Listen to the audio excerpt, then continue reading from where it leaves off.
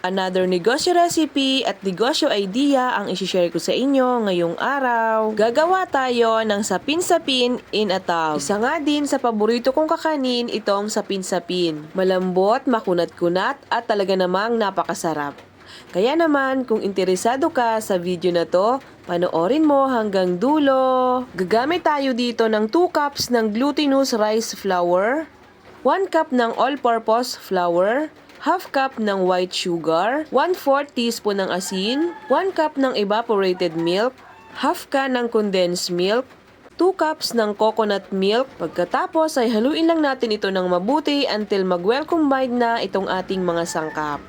At para maging smooth at mawala yung mga buo-buo ay sasalain natin ito ng 2 beses. After nating salain, na i-divide natin itong ating mixture into 3 equal parts. Itong 2 parte ay maglalagay tayo ng kulay. So maglalagay tayo dito ng 1/4 teaspoon ng violet food color. I-mix lang natin yan until makuha natin yung gusto nating kulay. Then in another bowl ay maglalagay naman tayo ng 1/4 teaspoon ng red food color. Mix lang natin ng mabuti para makuha natin yung tamang kulay na gusto natin. Then itong another bowl ay wala siyang kulay, so plain lang siya. So gagamit tayo dito ng medium size ng lianera. Papahira natin ng oil itong ating lianera. So buong lianera yung ating papahiran hanggang sa gilid. Then after nating mapahira ng oil ay maglalagay naman tayo dito ng parchment paper. Kasi nga medyo sticky ang ating sapin-sapin, kaya dapat ay meron siyang sapin sa ilalim. Para mas mapadali ang ating pag-unmold pag naluto na siya. So pwede rin tayong gumamit dito ng dahon ng saging. Then kapag nailagay na natin ang parchment paper ay papahiran din natin ito ng oil. Then ilagay na natin sa steam basket itong ating mga lianera at dito na tayo maglalagay ng ating mixture. Sa unang layer ay maglalagay tayo ng 1/3 cup each lianera. At kapag kumukulo na ang ating tubig sa steamer ay steam natin to ng 10 minutes over low-medium heat. So ayan, after 10 minutes ay ito na yung ating first layer. Hanguin muna natin ito at ilagay naman natin ang second layer. So another 1/3 cup pa rin ang ating ilalagay. And then steam ulit natin to ng another 10 minutes. After 10 minutes ay ilagay naman natin ang ating pinakahuling layer. Then steam naman natin ito ng 15 minutes. So ayan, after 15 minutes ay luto na ang ating sapin-sapin. So palalamigin muna natin ito bago natin i-unmold.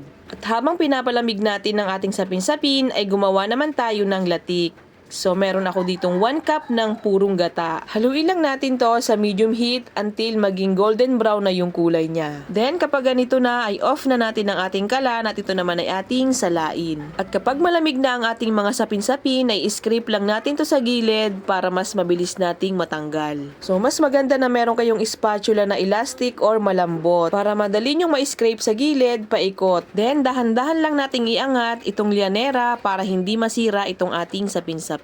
At ayan, eto na yung ating sapin-sapin in a tub. So kung ibebenta natin ito at gagawin nating pang negosyo ay pwede natin itong ibenta ng 70 to 75 pesos per tub. Sa recipe na to ay nakagawa ako ng 5 tubs. At kung gusto nyo itong gawing pang negosyo at gagawa kayo ng maramihan ay pwede nyo doblehin ang ating mga sangkap. Pagkaluto nga nito ay na-sold out agad kahit mainit-init pa. Bagay na bagay nga itong i-partner sa kape, pwede ring umagahan at pwede ring pang merienda.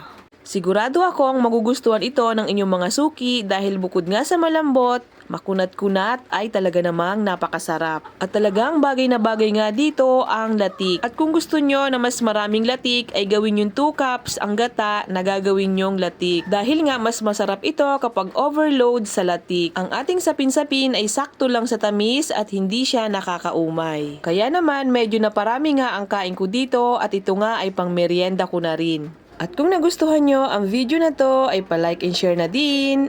At ayun lang muna for today's video. Bye!